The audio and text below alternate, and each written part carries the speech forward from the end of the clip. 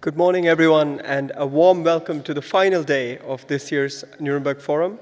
We will have two panel discussions today, which will be followed by a special closing keynote, which will be delivered by the President of our Advisory Council, Dr. Navi Pillai. To begin today's proceedings, we will have panel 4, which will look at accountability, especially in the context of a domestic jurisdiction, but also connected to themes of transitional justice and prevention. The panel will be moderated by Dr. Pauline Martini. Dr. Martini is a project officer at the Nuremberg Academy, specialized in international criminal law and transitional justice. Thank you. Thank you, Kiran. Good morning to all of you in person and online. Welcome to the fourth panel of this year's Nuremberg Forum, Accountability and Reconciliation, Transitional Justice and Domestic Contexts. In this very courtroom, international criminal law emerged. Together with it came the idea that impunity for international crimes would no longer be tolerated, and that justice and accountability should be at the forefront for society to ever achieve lasting peace. In the 80s, societies understood the need to look beyond accountability questions to move past their trauma. Justice is certainly one thing, but others are just as important. Unveiling the truth over the events that led to the atrocities, providing reparations to victims, building peace and reconciliation, and ensuring the non-repetition of the crimes. Transitional justice was born. It was quickly understood that children are one of the keys for society to achieve this objective of truth, justice, reparations, reconciliation, and non-repetition.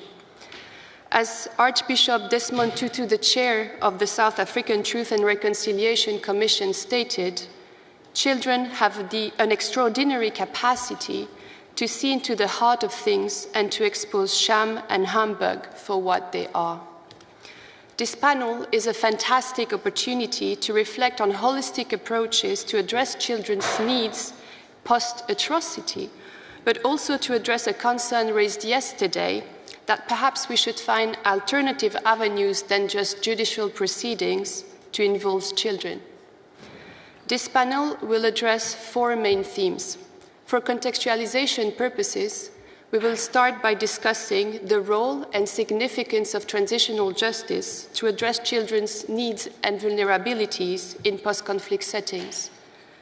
Then, we will touch upon the right to justice, to truth, to reconciliation, and to non-repetition under the umbrella of 3 main topics: transitional justice and children as witnesses and victims, transitional justice and children as voices of the futures and citizens, and then transitional justice and children as perpetrators. The discussion will be followed by a 30-minute Q&A session where we will open the floor to both the in-person and online audience. And I recall to the in-person audience that you have the opportunity to submit your questions online if you scan the QR code on the back of the brochure. Leaving logistics aside, it is a great pleasure to moderate this panel, and I have to say that I feel quite lucky to be in such good company on a Saturday morning. Ladies and gentlemen, let me introduce you the 3 distinguished speakers of this panel. On my right is Special Advisor Alice Wairimu Nderitu, the Special Advisor on the Prevention of Genocide and Under Secretary General of the United Nations. Special Advisor, it's a great honor to welcome you again in Nuremberg. May I ask you for your short opening statement on transitional justice and children? Thank you very much, Pauline. And I must say that the honor of sitting here in courtroom 600, it never wears off. The power of place that finds us in this very room is very, very powerful to this mandate that I work on. And so I have this mandate on prevention of genocide, on early warning, analysis, making recommendations to the Secretary General and also to the Security Council, and also mobilizing the collective capacity of UN agencies to prevent genocide. And I must say, I always emphasize that I do not have the mandate to determine whether a genocide is happening or has happened, that only a competent court of law can do that. So that said, accountability is central to this mandate. And for prevention, especially in situations where there are allegations of the commission of the crime of genocide and related crimes, for which we speak to war crimes and crimes against humanity.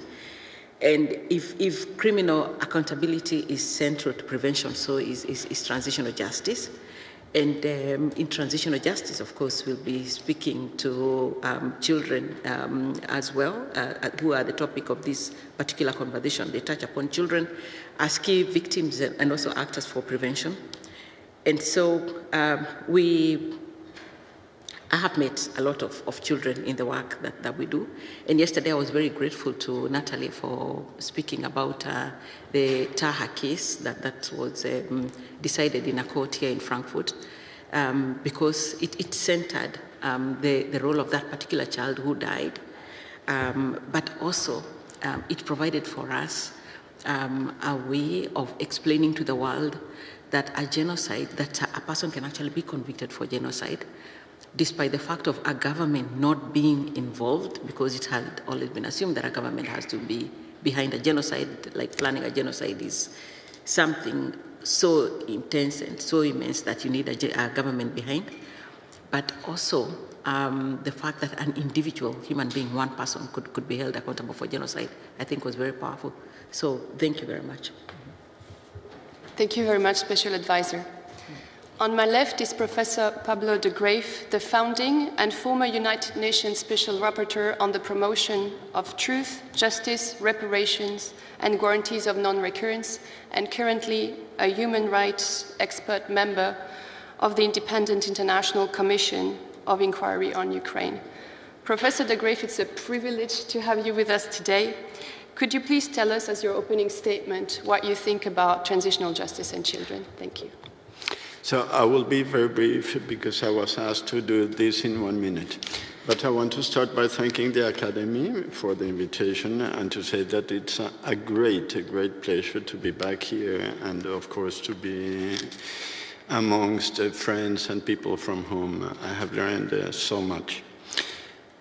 When I think about what it means to think about transitional justice and children together as an expression, the first thing that comes to mind is, as I would say in Spanish, una tarea pendiente, a pending task, because I don't think that transitional justice has completed the process of integrating children into its procedures completely.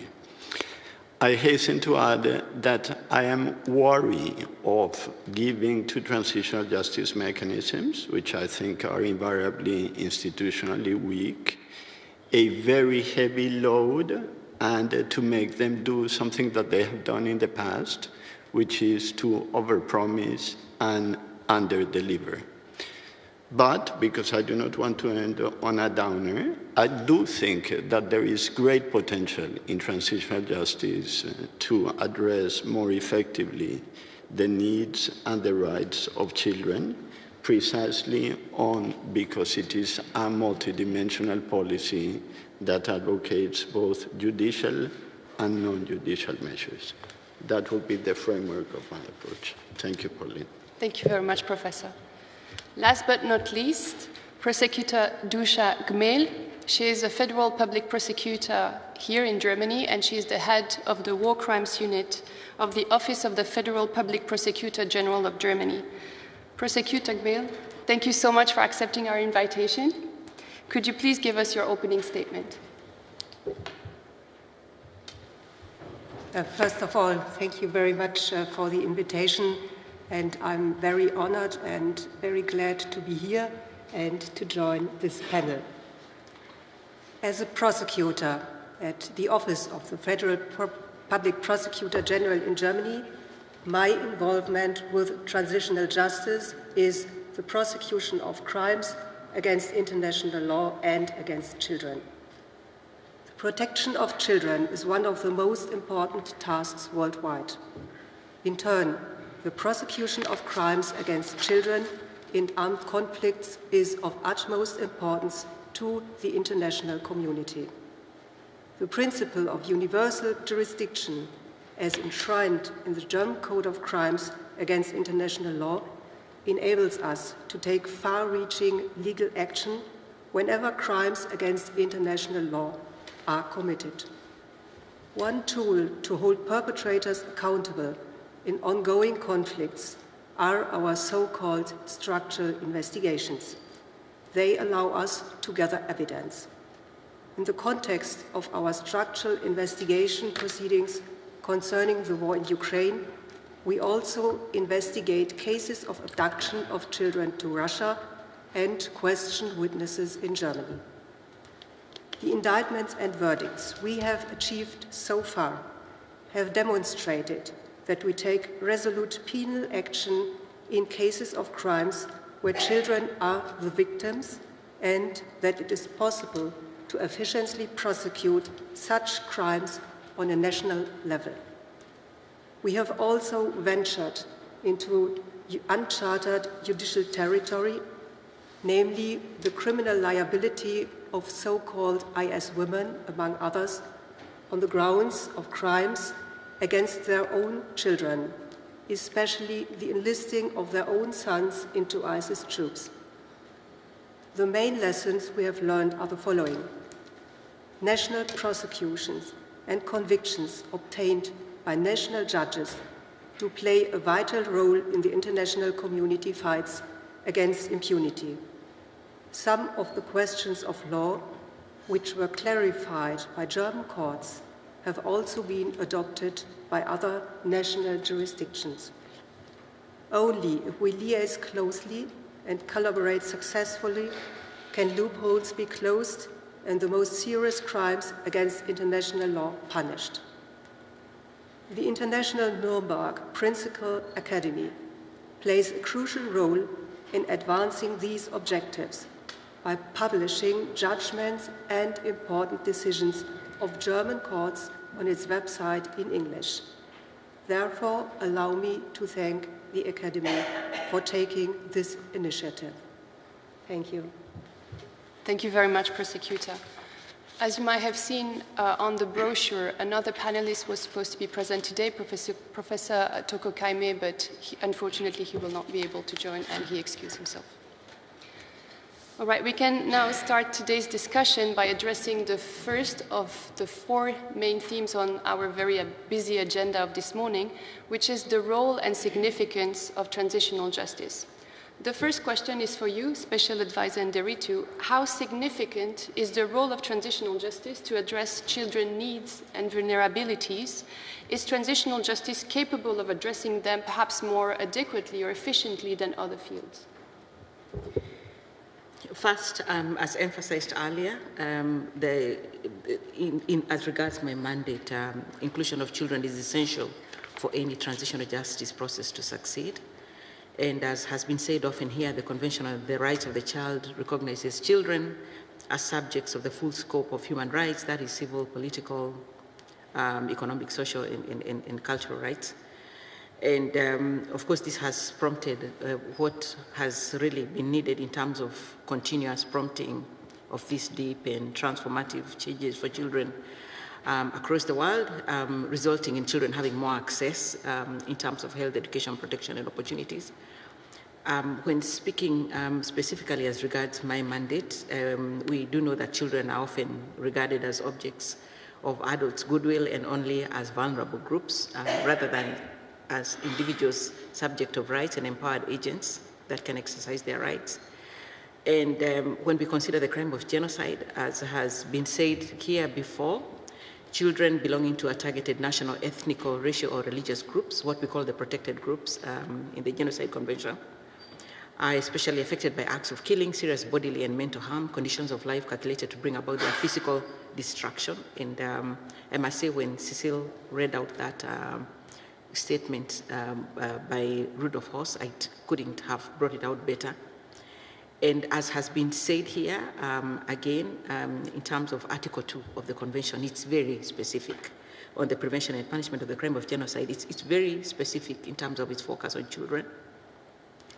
as it considers as acts of genocide the forcible transfer of children of a protected group to another group with the intention of destruction of the group, as Duscha has just spoken about the practical things that they are doing. And this same article considers the imposition of measures intended to prevent births within a protected group as an act of genocide. I do not think we have encountered quite a number of cases where there is actual prevention of births, and we think this is something that needs to be pursued further. And the other thing that we feel very importantly about transitional justice is the violations in post-conflict states. And when we speak of this definition of the UN that considers transitional justice as the full range of processes and mechanisms associated with a society's attempts to come to terms with the legacy of large-scale past abuses in order to ensure accountability, service justice, and achieve reconciliation, then we then situate that in societies that have experienced the crime of genocide. And seeing the extreme levels of violence, desperation, fear, and suffering that are experienced as a result of genocidal acts begs both judicial and non-judicial actions that can help fractured societies to overcome these large-scale human rights violations and abuses. And so in such societies, we also observe very concerning dynamics of genocide denial. And we discussed here last year in great depth genocide denial. And so denial of crimes that have been adjudicated by competent and independent courts have a very strong impact on children who are growing up with this narrative that what happened to their people is supposed to not have happened, yet they are living with parents and in communities that most often suffer this post-traumatic stress disorder. And so often denial of these past crimes comes hand in hand with hate speech against victims or glorification of war criminals and perpetrators. And we see this very, very clearly in Srebrenica in Bosnia and Herzegovina, in Rwanda, and we had that last year from those who are here. And I must say that this particular year, we witnessed, we got this resolution that by the UN General Assembly on the Srebrenica genocide. And from where we sit in our role as a secretariat, we're watching the member states debating this resolution and hearing on the floor of the General Assembly member states fighting against this particular resolution using the exact language that was used by the lawyers who are defending people who've been convicted for genocide, people who've been convicted for war crimes, crimes against humanity. It was such a setback to hear those arguments coming from member states. And so just thinking in terms of how much work the children of the victims have, because not only do they have to defend the fact that this crime happened to their parents and to themselves, but they also have to defend the fact continuously that they have to push back against the fact that the crime keeps being denied. So I would say, again, centering children remains very, very important for this mandate. Thank you very much, Special Advisor. Professor de Greiff, you were the founder and hence the first Special Rapporteur, as I mentioned, on the promotion of truth, justice, reparations, and guarantees of non-recurrence. Have you noticed any change, any difference in states' commitment to address children's needs and vulnerabilities in transitional justice context over the years? Yes, I have, but I think it's a slow process, and I don't mean this critically. I think that just as it took transitional justice some time to integrate a gender perspective, the Argentinian and the Chilean efforts were not totally aware of this. The Peruvian Truth Commission was the first one that had a dedicated gender unit. A similar sort of slow process of integration has happened with respect to children. So, of course, there were very important lessons learned in Sierra Leone and Liberia, with respect to the participation of children in truth commissions. I think that now one can identify this as a trend, and that mechanisms are beginning to take shape, but far from in a systematic fashion. I should add, I do not consider myself to be an expert on children. Of course, in every case that I ever had to address, I had to meet absolutely gripping stories about the fate of children. But in terms, for example, of literature, most of what I know about children I learned from Cecile. Cecile Abtel's 2020 article, I think it's great. The book edited by Saudamini Sigrid in 2010 is great. My own experience, if I may allow a few anecdotes, include, for example, the absolutely heart-wrenching decision made by largely indigenous Guatemalan mothers in hot pursuit by the army, escaping into the mountains, having to kill their baby children in order not to be discovered by the army and being killed, all of them en masse. So when I think about this, I think about a worst, there's no worse nightmare than something like this for a parent. Yesterday, the question of temporality was raised, and also to reinforce the view that this is not a problem just for countries in the global south. One of the most gripping and also sad meetings I had during my official visit to Spain was with an elderly woman who asked for a private meeting with me to tell me that her parents had been executed during the civil war by the regime when she was 5 years of age.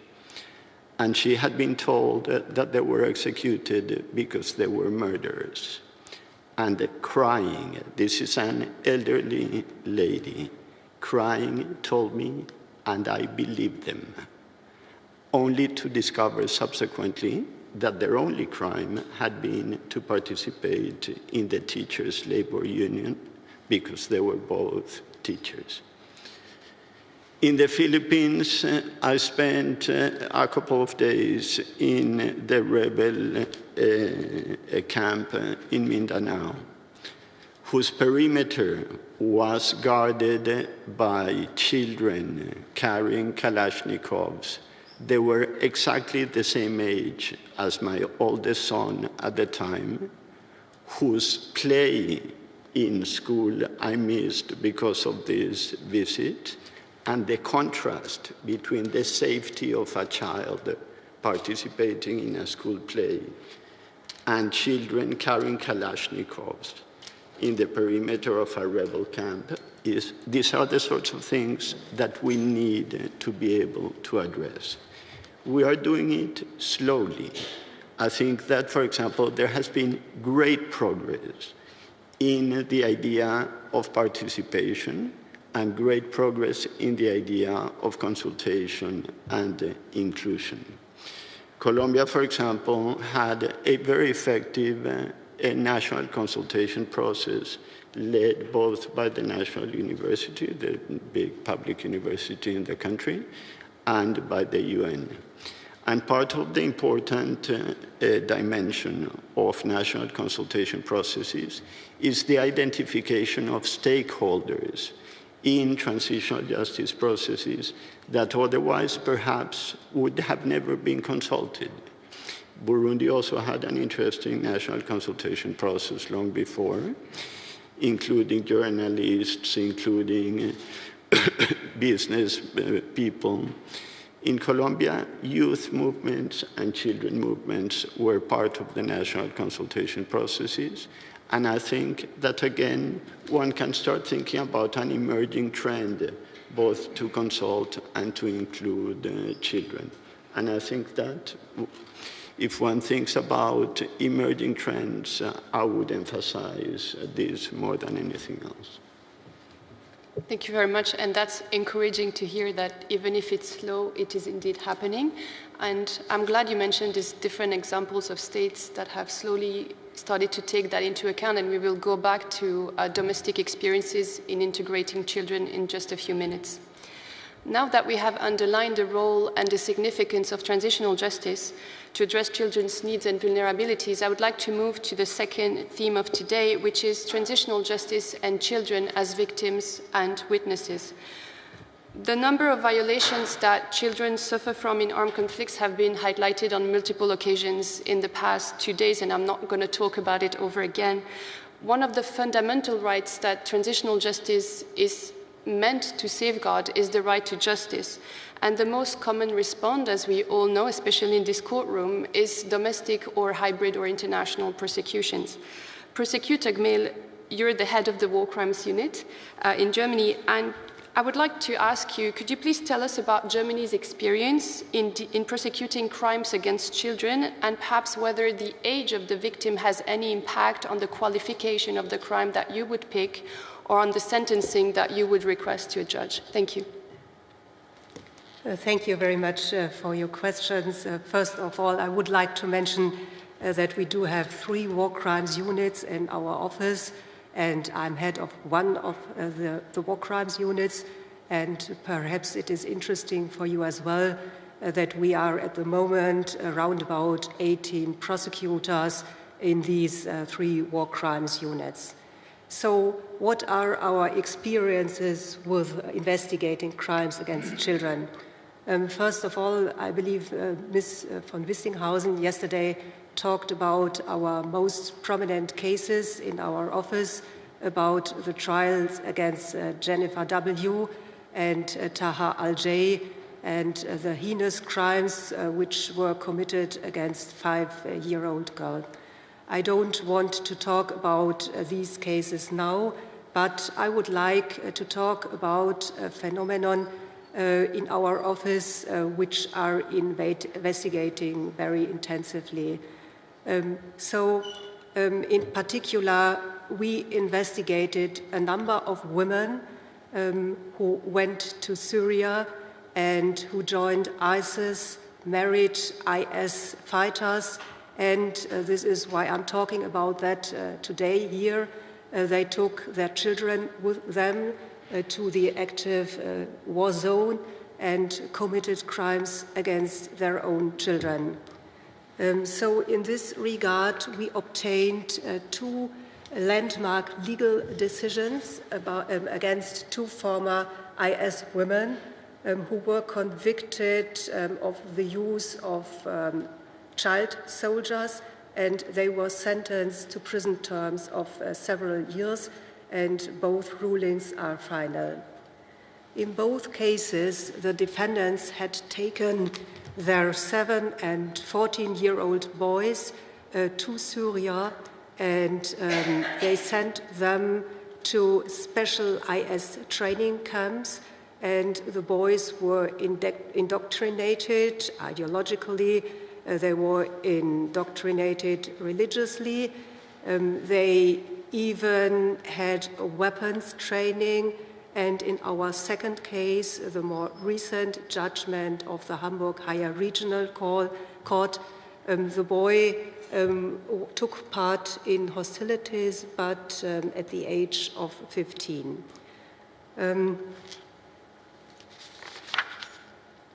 I would like to stress that the Hamburg Higher Regional Court did not only convict the mother of war crimes, but also convicted the mother of negligent homicide of her son.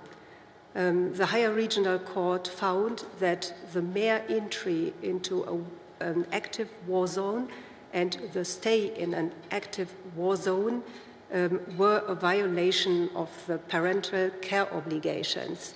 And they, according to the courts, the mother exposed her child to the danger of being killed, and as I told you, this danger was realized in this case.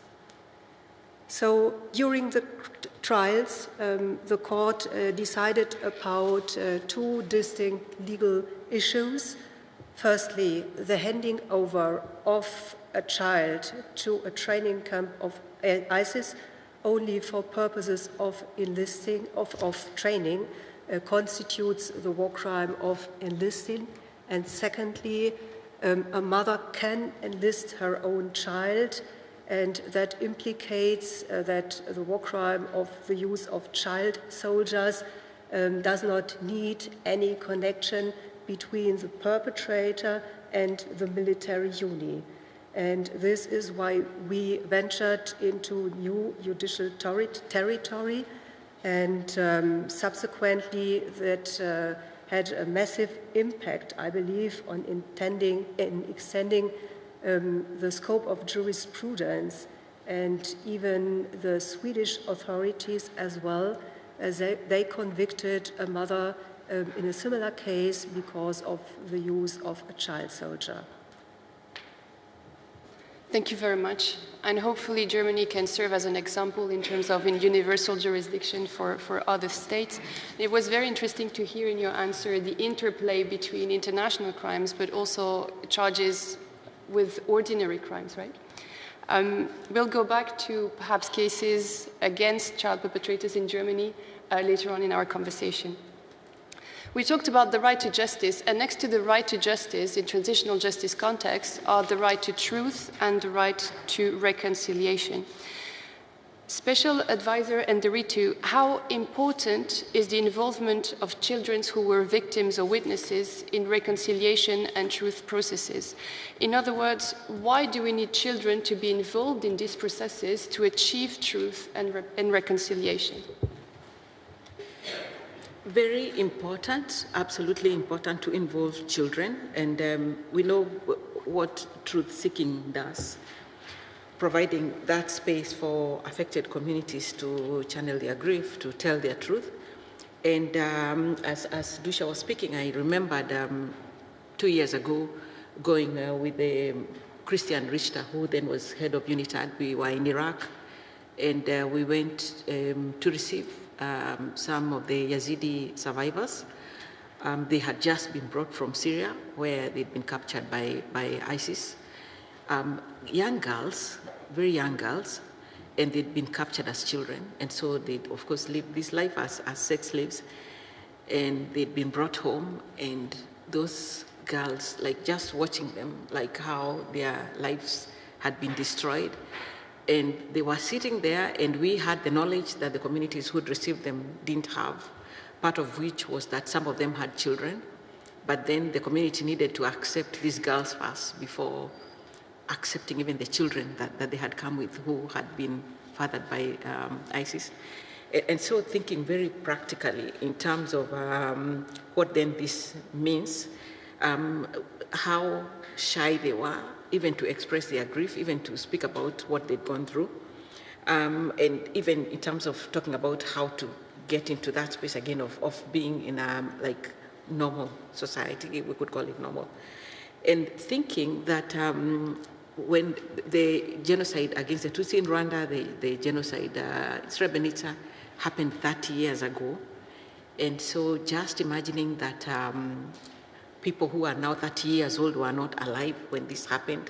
So it means that they are learning of this, children are learning of this as history in the same way that we learned about the Holocaust, and in the same way that then makes a lot of people then begin to think that the Holocaust is history and therefore it could never happen again. And even looking at it from the perspective of, you know, this is something that happens to some people but doesn't happen to all people. So looking at the perspective of young people today and thinking that in terms of truth session, these truth and reconciliation processes, helping young people to situate risk factors for genocide in their current lives so that they stop seeing this as history. And also thinking about the power of, for example, the Raphael Lemkin, who came up with the name genocide, and his influence from reading as a young child, his connection when he was very, very young, at 11 years old, that not only was it okay, considered okay for communities to be targeted on the basis of identity for murder? People could not live next door to a person who'd murdered one person, but they were fine with living next door to a person who'd murdered a large number of people on the basis of identity. And of course, being informed by the Carthaginians and the Armenians, and of course his personal experience. But also thinking about the connection he made, which I found very powerful, when he said that when the Christians were being fed to the lions, and he was reading about Emperor Nero, and it occurred to him that even if somebody had called the police would not have come. I mean, it was so powerful to imagine that he made that connection as a child. So then I think in terms of what is it, what kind of, in this time in life when people are not reading books anymore, I was reading about college lecturers struggling with students who do not want to read books. So then what is it that young people are reading now in terms of understanding these crimes that happened in their past, like 30 years ago? And so then also thinking that when you think about the Nuremberg trials informing like the the International Criminal Tribunal for Rwanda, International Criminal Tribunal for the former Yugoslavia, like how many people can make that connection unless they are working in this field? And so I think that it's extremely important that we understand when relating to children that we are producing knowledge, but that we must influence the direction that that knowledge takes. And so in regards to in terms of diversifying audiences, thinking about very modern ways of looking at reconciliation and truth. What are young people looking at? Are we on TikTok? Are we on Instagram? Are we doing animations of Courtroom 600? Are we sending them out on WhatsApp? How are people getting this information? So many young people informed by information that they receive on their mobile devices. Then where are we in that particular space? Are we speaking to ourselves? And who are the sources of public knowledge on the Holocaust? Who are the sources of public knowledge on the genocide in Srebrenica, on the genocide in Rwanda, in Cambodia? And also in terms of, like specifically for Cambodia, thinking about the narrative, like what's the narrative? I was in Cambodia not so long ago, and we were talking about prevention of genocide. And when you think about the two people who were convicted for genocide, and you see the ownership that the word genocide now takes on to encompass every single crime that happened there, crimes against humanity, war crimes, everything. So just thinking about then situating children, bringing them into these transitional justice measures in which they are able to be in charge, not only of these narratives that are being shaped right now, but also owning them to realize that they affect them in the present. Thank you very much, Special Advisor. And I think that highlights the importance of the right to truth. On the one hand, we need children to establish the truth, and on the other hand, we need adults' right to truth to be upheld, to produce knowledge so that children learn about the events that led to past atrocities. Now that we have set this broader framework about the right to truth and its importance with regard to children, I would like to expand on domestic experiences where child-friendly practices were incorporated into domestic processes and truth and reconciliation processes. Professor de Greiff, you've served as an advisor to multiple transitional justice bodies, including in Colombia, and you worked on investigative bodies in Burundi and currently in Ukraine. Could you please give us examples of states or institutions that have implemented child-friendly practices and reflect on whether such measures could inform the development of greater initiatives at the global or regional level?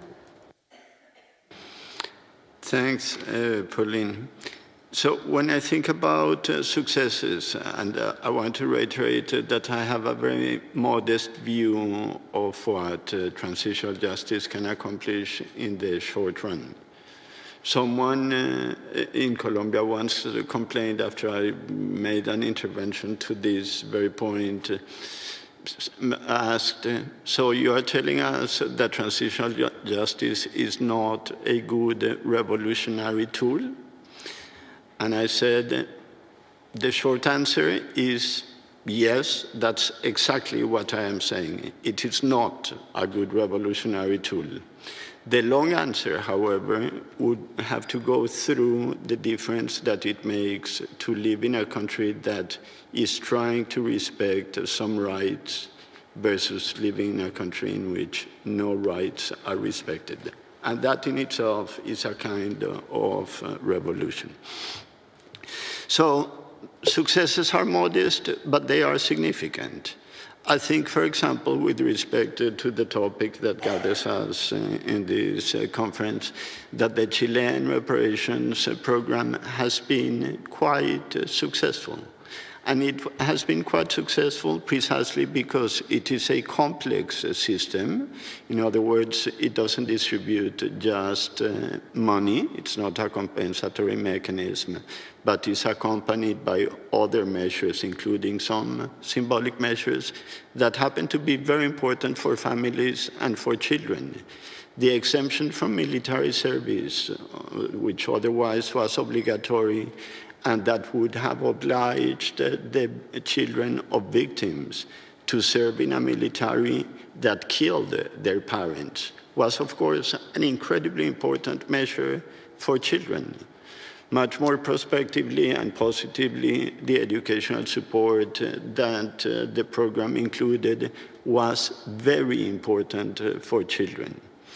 And it also included an increasingly growing set of measures for support for education that, of course, were very important for children to allow them to resume education that perhaps they either had to interrupt or that they would have had no access to.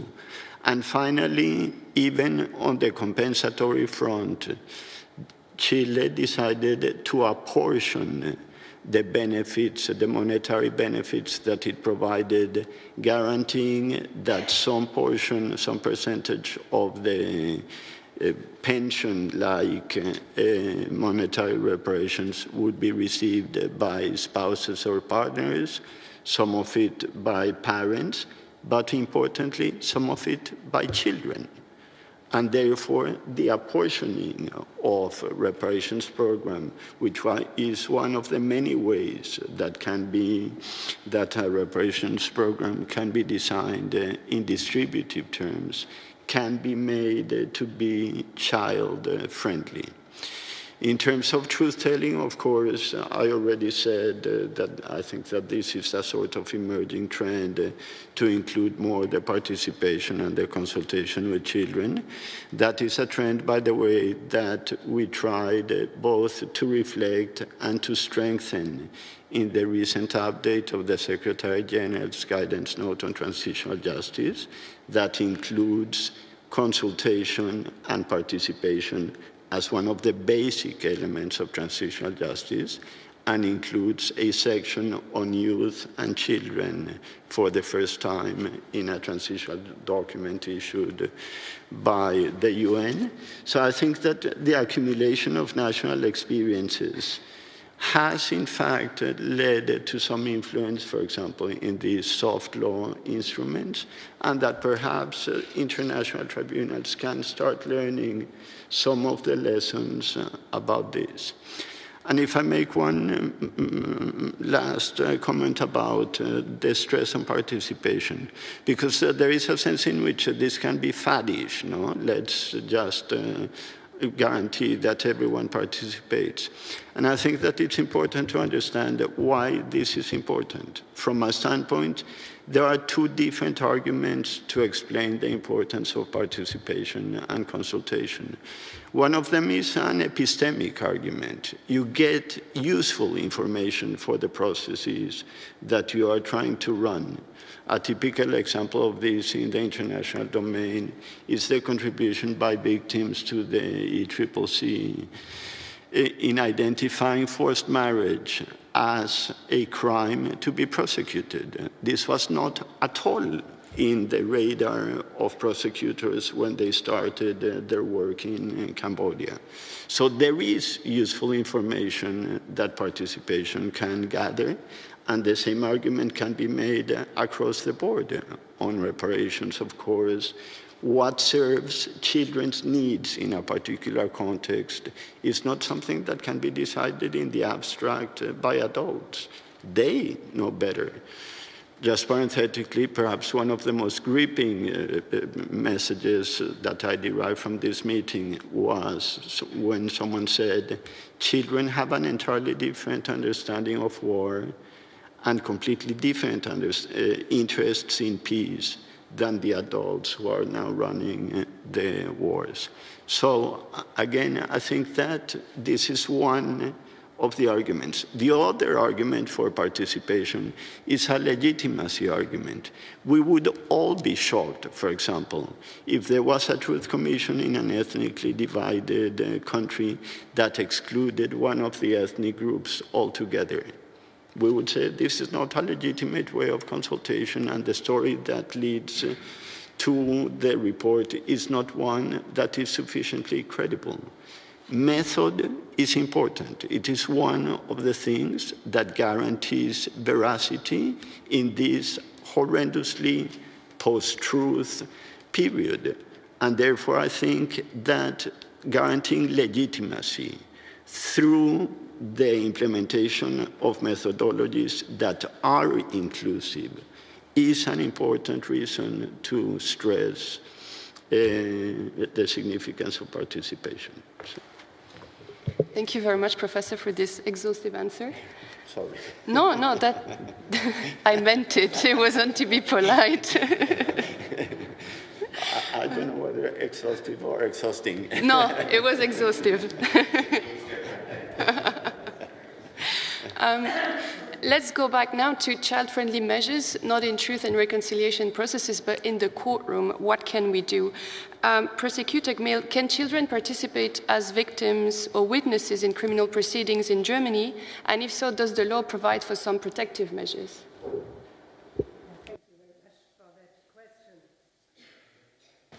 Thank you very much, Pauline, for that question. Yesterday, there was one of the panelists who demanded a child-friendly procedure. And I believe on a national level, we do have such a child-friendly procedure. So firstly, a new law was passed in this summer to strengthen the rights of victims of international crimes. And now almost every victim of a crime against international criminal law can be a civil party in our proceedings. That means that children, but as well, of course, adults, might join our proceedings as so-called private accessory prosecutors. I believe it is very difficult, so allow me to say just to call them to be a civil party in the proceedings. What does it mean? So these victims are granted special rights. For example, the state will pay for the lawyer. Children have a right for psychosocial assistance. And of course, the lawyer might inspect the criminal files, and during the trial, he can make applications. And of course, the victim can participate in all parts of the trial. And yes, of course, they might file an appeal. This is just a very general framework I wanted to say. But how is it now in practice in our courtrooms or in our proceedings? So we talked yesterday about, especially about children in courtrooms. And as far as I know, in our cases and in our trials against international criminal law, there was no child as a victim in our courtroom. And I asked my colleagues of the terrorism department who investigated the crimes against the former IS women, and they as well told me, no, there wasn't any child. So what are the reasons for that? Perhaps in the cases we investigated against the former IS women, of course, the children have the right not to testify. And it is really hard, I believe, for a child to testify against their own mother, or yes, so they have the right not to testify. During our proceedings, there as well, we do not have many cases in which children are witnesses, but I'm aware of our proceedings concerning the war in Ukraine, and there we had one request for mutual assistance by the International Criminal Court, and our federal police assisted in one case in such a witness interview. And the federal police told me that the questioner of the International Criminal Court was very experienced. And I believe this is very important, to have experienced questioners in our courtrooms, in our proceedings, as prosecutors, as judges, and of course at the police, who are experienced and who know how to question a child. Because it is very difficult for a child to tell the whole story, to answer to the questions, and of course they might be intimidated by the situation. They are re-traumatized if they are confronted again with the case, and so it is very relevant to minimize the intimidation for the child. And in Germany, we do have some best practices, of course, to interview a child. We do have special guidelines. And yes, what I said, to have experienced questioners. And yes, what is necessary as well, we should avoid, and this is very important to me as well, multiple interviews in our proceedings, especially in our proceedings concerning the war in Ukraine.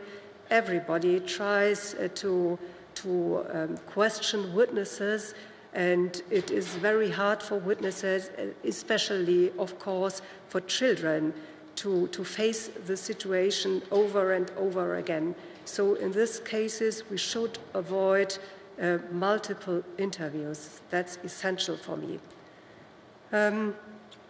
Best documentation available, of course, are audio-video recordings of the interviews, and our procedural law as well allows such audio-video recording, and they might replace, under certain conditions, a questioning during the court. This is as well a protective measure for the children. And then in the courtroom as well, we do have some special protective measures. For example, only the presiding judge is allowed to question the witness.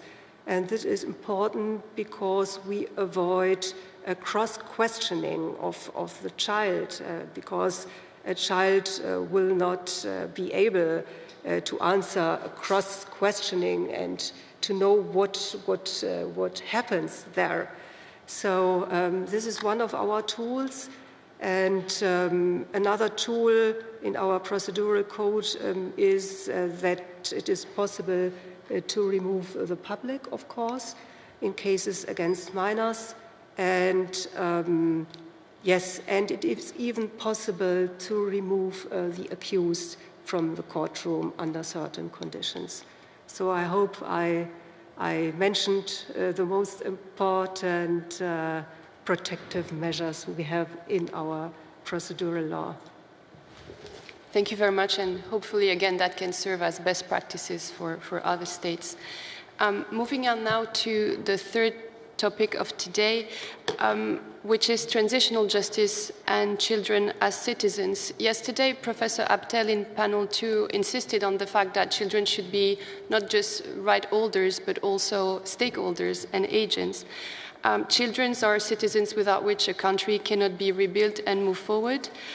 Professor de Greiff, let's talk about non-repetition and prevention. How and why the involvement of children in transitional justice processes can contribute to the prevention of atrocities. Thank you.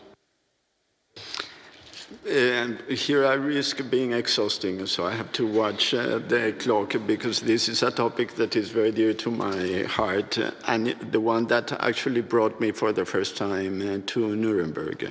The Academy was kind enough when I was a special rapporteur, and I was preparing the first report on the notion of guarantees of non-recurrence, which in reality is a long expression for prevention. The Academy organized a wonderful meeting for me in preparation for that report. I think that this is absolutely critical, and that in a moment in which human rights are not having the greatest time ever in their history, this would not be a bad time to remember, as I think that OHCHR unfortunately failed to do in the celebration of the 75th anniversary of the Declaration last December, that when the world adopted the Universal Declaration, they did it not just thinking about the redress, exposed function of human rights, which is important, of course, and which I support immensely. The world adopted the Universal Declaration under the heading of Never Again, with a preventive intent. They thought about the nation states, thought about human rights as ex-ante, preventive, anti-grievance mechanisms. And I think that we have lost a lot of that to everyone's loss. I think that we need to re-emphasize that this is the point, the basic point of human rights. After all, a good part of the work that is done in the Human Rights Council is exposed redressive work. But we know that there are certain violations that cannot be fully redressed.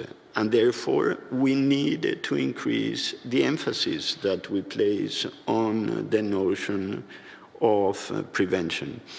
And here, I think that the participation of children, is obvious in the sense that it is for the sake of them, in a certain sense, that we engage in prevention, to save them from, for example, the sort of trauma that Yael describes so well in her work. I think in my more academic work of the functions of transitional justice as being providing recognition for victims, not just in their character of victims, but in their character of rights holders, increasing civic trust, trust in institutions without which things like protection become very, very difficult to satisfy, strengthening the rule of law, and finally, promoting social integration. These are not isolated goals. They are mutually related goals. They are part and parcel of what we try to achieve through formal systems of rights.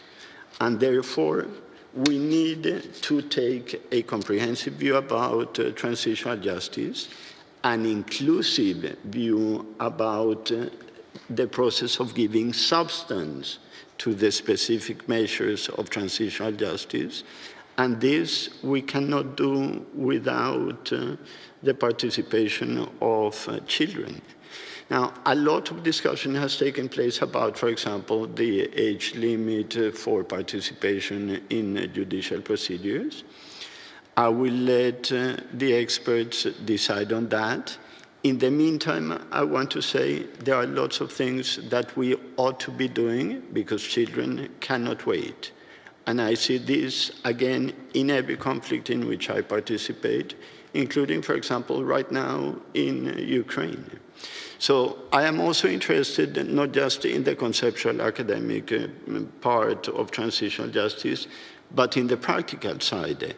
The creation of victims' registries, for example, is a very useful measure in transitional justice context. Ukraine would profit a lot from having one. The debate in Ukraine, about which, of course, I will be circumspect for obvious reasons, is one that, for example, includes huge divergences in the number of children that are missing. And a unified victim registry would help to resolve that problem. There's wide experience in the creation of such registries. The creation of DNA banks is a very important measure that would help in the recovery of children that are otherwise missing.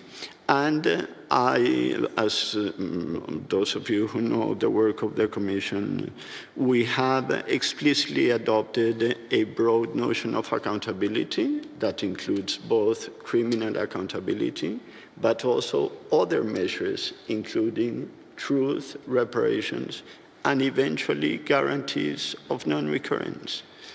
But all of this requires a sort of comprehensive design. It requires some time for the implementation.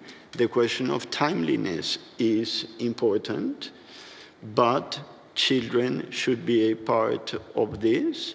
Serge yesterday correctly said, there is something about witnessing crimes against children that is impossible to expunge from one's mind. I think that this is not just a description of a psychological reaction. I think that it provides an entryway into solutions that are pro-victim that we should be taking greater advantage of. Providing recognition to victims is one way of disburdening them of the responsibility to keep the memory of their loved ones alive. And then it becomes a public responsibility. This is crucial, and it is crucial for children to know that in addition to the suffering that they have endured, they are not also responsible for keeping the memory of their children alive. And therefore, non-judicial measures, including memorialization, are a very important part of the program that would help not just increase awareness, but prevent the crimes and redress them more effectively once they have been committed. Thank you so much, and now I don't dare commenting anymore. Thank you so much for your answer. I'm going to open the floor to question in just a few seconds. I promised you we would talk about transitional justice and children as perpetrators. So very briefly, Professor Gmel, could you please tell us about Germany's experience in that regard, and then we will take questions.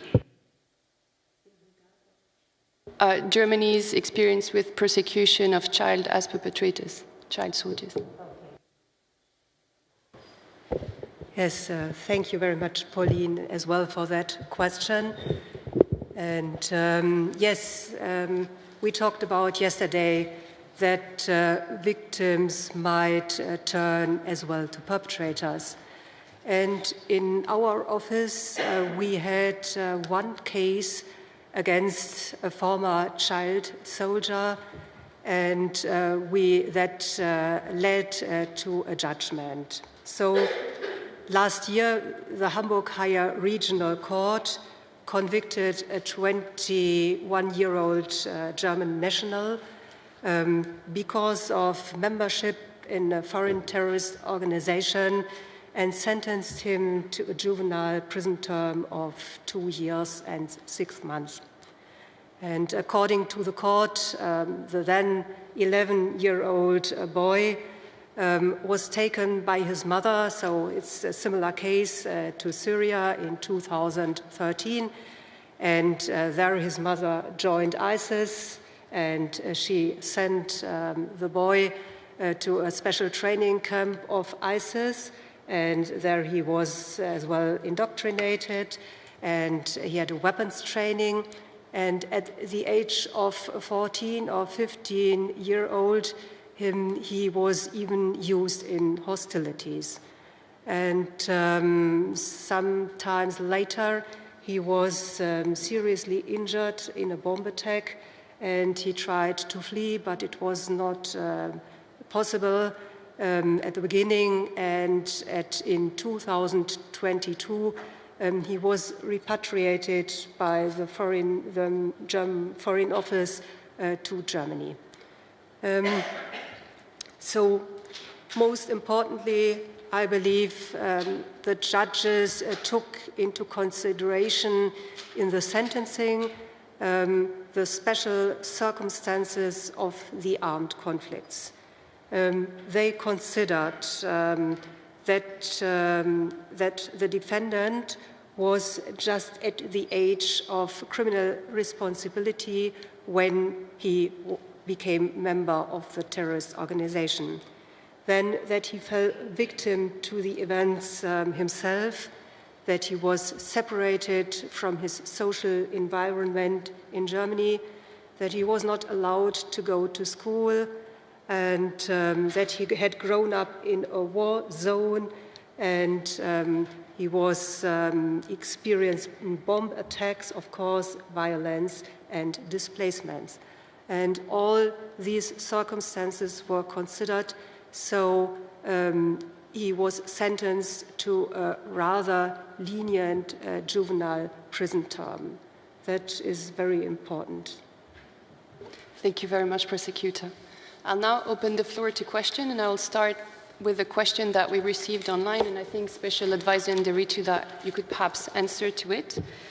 The question is, can transitional justice be effective without regime change, especially where people, screening issue, especially where children were victimized due to their ethnic belonging in fractured societies?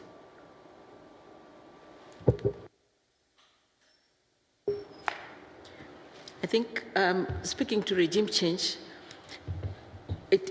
regime change cannot stand on its own as a factor of transitional justice. And I'm thinking about, for example, the context of Sudan, for example, where clearly there was a regime change, and seeing what is happening there right now. And Sudan immediately came to mind because it's one of those situations where we've consistently put out to the world that this is a country where in many parts of the country, risk factors for genocide exist. All risk factors for genocide exist without mitigating measures. And people clearly targeted on the basis of identity. And I was interviewed by the BBC about, I think, 2 weeks ago, and they've been consistent with their interviews. And I was calling them out. I told them, I appreciate the fact that you interview me so often, but up till now, I do not see on your website a tab on Sudan. I see a tab on Gaza, I see a tab on Ukraine. Where is the tab on Sudan? So regime change on its own cannot be the answer to providing transitional justice. Of course, you need the full array of transitional justice measures, from truth commissions to reparations to judicial processes. And thinking of Sudan now, because we've really thought through, like, what is it that Sudan needs right now? It's a situation where we've issued 10 statements, which is very unusual. We've never had in the history of the office have issued statements on one country, 10 statements on one country, saying consistently there are risk factors for genocide, war crimes, and crimes against humanity in this country. I've briefed the Security Council, I have briefed the Human Rights Council. Like, I have ticked all the boxes in terms of whatever needs to be done. So just thinking about then, in terms of transitional justice, where does, like, a country like Sudan going forward? the interest from the international community, the interest from the regional organizations, the African unions, the IGADs, and tangible action that needs to move us to the level of just not focusing on the two generals, to focusing to wider measures, the traditional actors, the women, the youth. And also, I think specifically for the youth in Sudan, who in places like Darfur, we went to Chad with Mario, and we found in the camps, in the refugee camps in Chad, women and very old people, because the young men have been deliberately targeted. They've been killed, and killed on the basis of identity. So just thinking in terms of taking that whole space and thinking through what then is the future for the youth who exist right now in that space called Sudan, or who are out there as refugees, thinking about how we often try to put through measures for young people through curriculums, through tools like extracurricular activities. And that often we do not think that there are quite a number of youth who are not in those spaces. They are not in structured places where this information can reach them. They are not even in the spaces where we assume that youth are, for example, on social media, because part of what the BBC was saying was that, there isn't much information that is coming from the ground because of course, lack of electricity, lack of internet. But ultimately, it's so important to also situate ourselves in the present. Thinking somebody said yesterday about the future of international criminal law. What does it look like? Will it still continue to exist as we know it? And what then does it look like? Speaking to spaces like Sudan, for example, right now, where impunity is thriving, and not just in Sudan, in quite a number of places, in the DRC as well, in Myanmar, also that's also another space we've been issuing statements on and on. So we have to think beyond the regime change. We have to, I feel we are on the cusp of rethinking that international criminal law needs to rethink itself in terms of this worked for the past, but what will work for the future? What do we actually need to do in situations that we are seeing right now? What do we need to do when war has now become so situated in that space of artificial intelligence, and of disconnect between the perpetrator and the victim, that you can press a button from here and fire a rocket that will go and kill somebody in another country. So there's actually no connection between you and the victim. You don't see their pain. This is not up close and personal like it was in Rwanda with people running around with machetes. Are we speaking to that particular space? So speaking about regime change might not be enough, might not speak specifically to people who are being targeted on the basis of identity, when we are not taking into account how this world has changed and how we are now running once again. We are running after the impunity. The impunity is ahead of us, and we are running after it. And with artificial intelligence far ahead of us, and we are yet to figure out what it is that we need to do to take one step right ahead of the impunity. Thank you very much. And I think that highlights again the importance of holistic approaches in this context. Is there any questions from the in-person audience? Please, Dr. Danieli.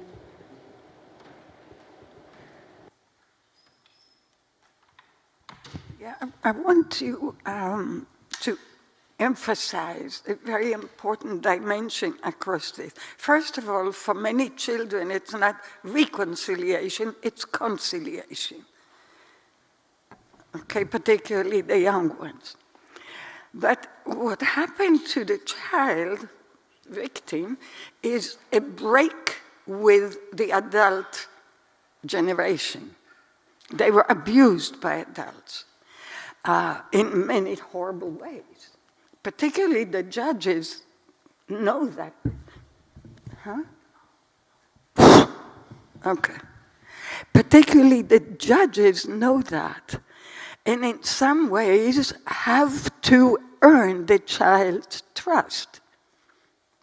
Not only the judges, the prosecutors, the investigators. Why would the child trust you to give something as important as justice? Just because you are called a judge. It's really, really important to understand. It happens also with many orphans that suddenly they're told to trust these people who are adopting them. It's like, why should they? So I wanted to emphasize that, but also because we are talking about transitional justice that normally also includes more measures than just within the courtroom. And I want to share a memory of my childhood. When I was a little girl, and I was brought to, with many other little children, to receive Holocaust survivors getting off the boats. And we gave them, in the Jewish tradition, we handed the survivors a challah, you know, the Jewish bread, honey and salt. Each one has its own traditional meaning. And the woman she chose me, I chose her, something like that. She said that until the point of seeing me, and it doesn't matter, it's not personal, even though it totally has to do with me and who I am. She said to me that she decided until that moment to never marry or have children. And when she saw me or any other little child, she decided to have children. So why am I sharing that with you? It meant the world to me. But certainly, children can be healing too. So, and there's a lot they can do at different ages to help recreate societies. And that helps the children feel that they are of value. But let me go back to the courtroom. Is there in your relationship with victims, particularly with children, can you say, I'm glad you survived. I'm sorry you went through what you did. Right? Can you say, I'm sorry? Is it okay? And to also say, it is not your fault. Just consider whether you're allowed to say that, because these three little statements are so healing. Also for adults. Thanks.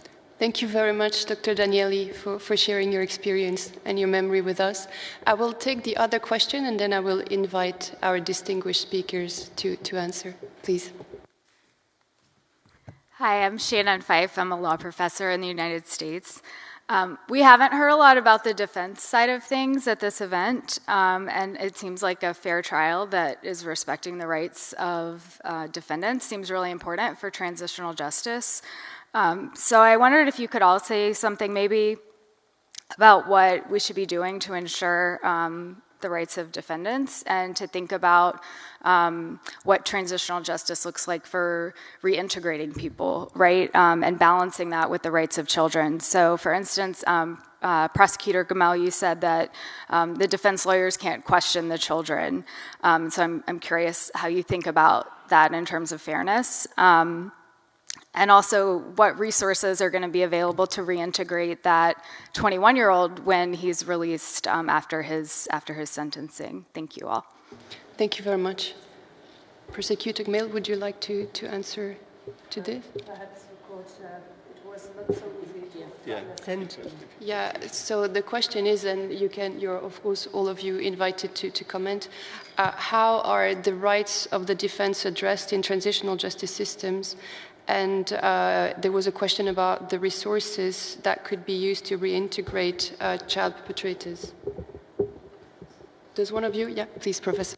I mean, just very briefly, it goes without saying that if one thinks about transitional justice as one of the ways in which the rule of law can be strengthened, defendants, it goes without saying, need to be offered all sorts of procedural guarantees. Transitional justice is not an exercise in turn-taking. It is an exercise in trying to achieve a measure of justice, and therefore, of course, sham trials, for example, would not be the sort of thing that I would count, and I'm sure that this is true in general for transitional justice practitioners. Sham trials would not be a part of the policy. Now, that perhaps is an obvious point. More positively, I think that there is a lot that can be done and in order to strengthen the idea of what it means to be a rights holder, which of course applies both to victims but also to perpetrators. Perpetrators do not lose all the rights in virtue of the crimes that they have committed, even when those crimes are judicially established. They are still rights holders. One of the most interesting experiences I had in my visit to the Gambia was with a group of young people who said that they wanted to establish an NGO to educate Gambians into what it means to be a rights holder, because in their view, they never had a reason to internalize that notion. They were never given an institutional reason to internalize the notion.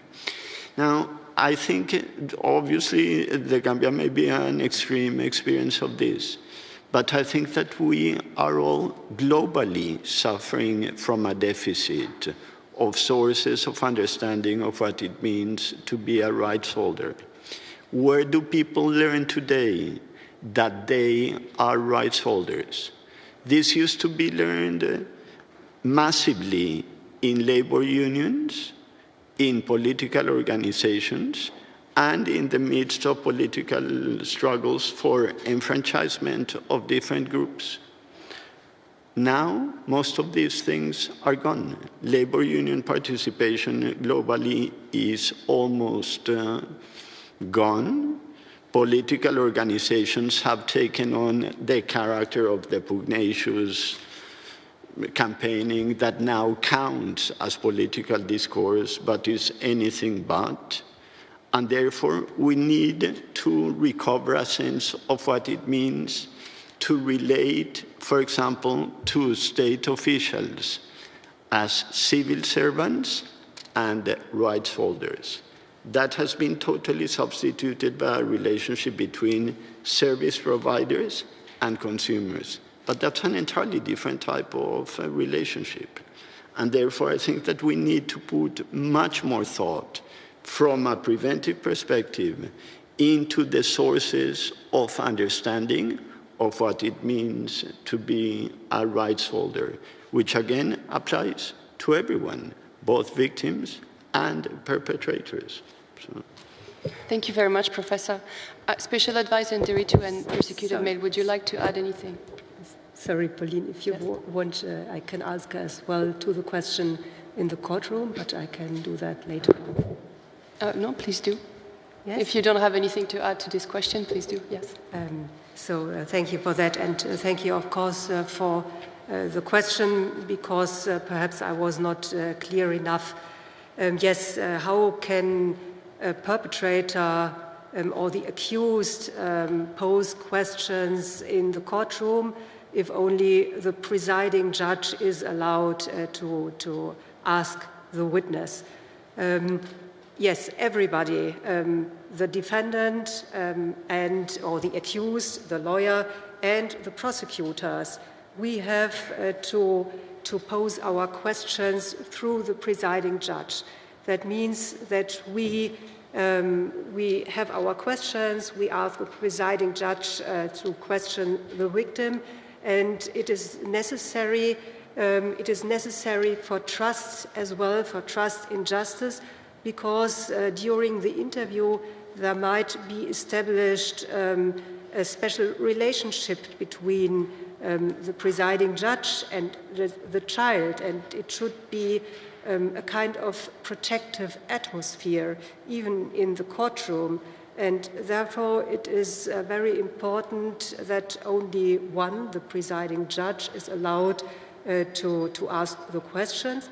But if the presiding judge trusts all the prosecutor and the lawyer, he might allow to question themselves. So, of course, we do have a justice system, and the victim is, of course, the defendant is allowed to ask questions.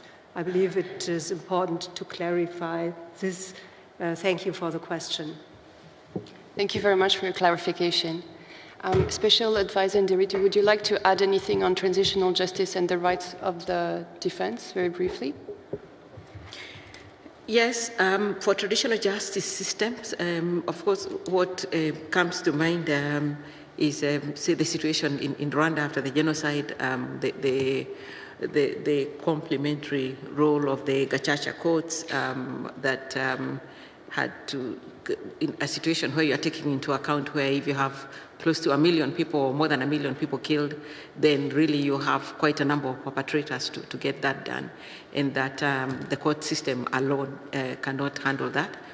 But also at the same time, thinking about the fact of how often, how removed, say, international justice is. And I'm thinking of myself from the personal experience of having been a Kenyan when we had cases that were at the International Criminal Court, and how the hope of ordinary people in the international criminal justice system, but then how removed it is, but also how few cases can be handled. And so now I see in many of the places where we go to, and I think maybe one of the most powerful instances is in Iraq with the Yazidi, how frustrated they are that all these years down the line, they're saying the evidence is there. Why are people not getting convicted? So we know Germany has done so much in terms of helping the conviction of people on the basis of ISIS. We still have more than 2,600 hostages held out there in Syria and in other places. We saw the one who was released just the other day from Gaza. And then we saw, we have many places like around the world where people feel like justice is so, it's there, but it's so removed. And of course the court processes, they take very long. And we know, of course, from the work of Serge Bramat, whom I'm always telling that we need to document his work, and that we need to make his life story into a children's book, to inspire young children to become prosecutors and to work consistently on this particular issue. No, I've said this so often, so we must make it happen. And so also thinking about, before I joined the UN, I used to mediate armed conflict in communities that were very far from government. So by government, you mean like the nearest court is 600 kilometers away, or the nearest policeman is so far away. So they have to rely on traditional justice systems. And so like for Ethiopia, the GADA system, which increasingly there are discussions now of falling back into, of having in terms of this identity crisis that Ethiopia has gone through this past few years, or these identity-based ethnic wars, Tigray, Amhara, like going back and forth. So current discussions going on in terms of what was the role of the GADA system, what could we do better with that system. In Somalia, we used to work a lot with the whole system where if you kill one person, say for example, if you kill a person, then your entire clan has to pay for that person. So the perpetrator makes the whole of his clan perpetrators. So they all have to sit together and decide how to pay.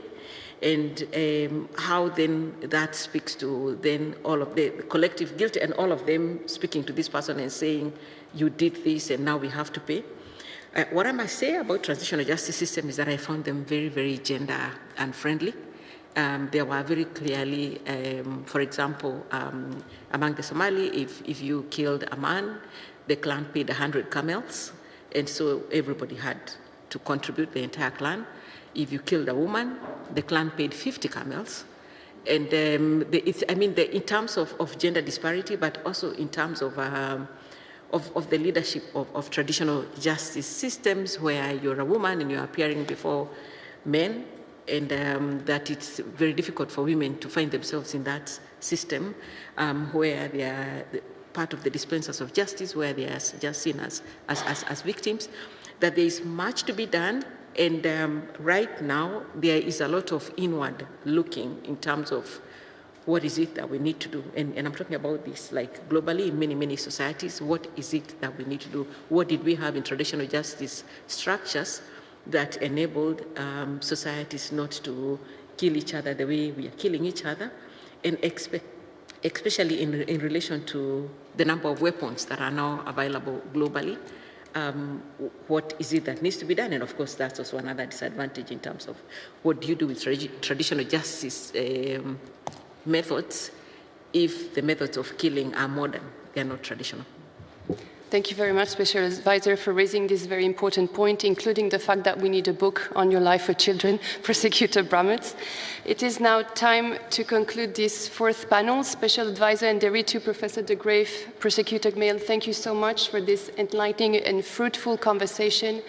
Thank you to the online and in-person audience for your attention and question.